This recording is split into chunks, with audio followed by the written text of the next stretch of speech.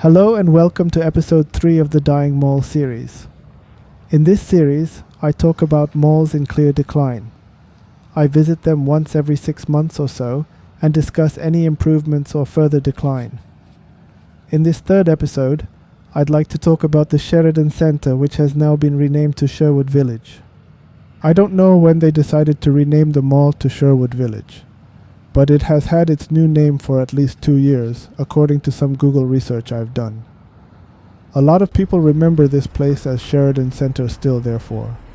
When I visited this mall back in 2025, October 16th, it looked empty.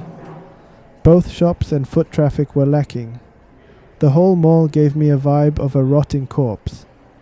Interestingly, however, there were some signs of revival, because a good number of lots were under constructions.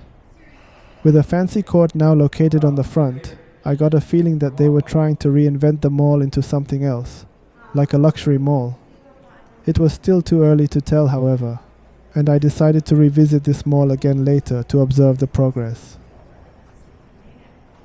Now, fast forward 5 months, I visited the mall once again in 2026 March the 3rd. It should be enough for some of the shops to have opened. I was cautiously optimistic about its revival. On the first glance, nothing much seemed to have changed. The foot traffic was just as low, and vacant lots were still aplenty. Some walls got smashed as if there was an accident. I saw one big shop open that was under construction in my previous visit.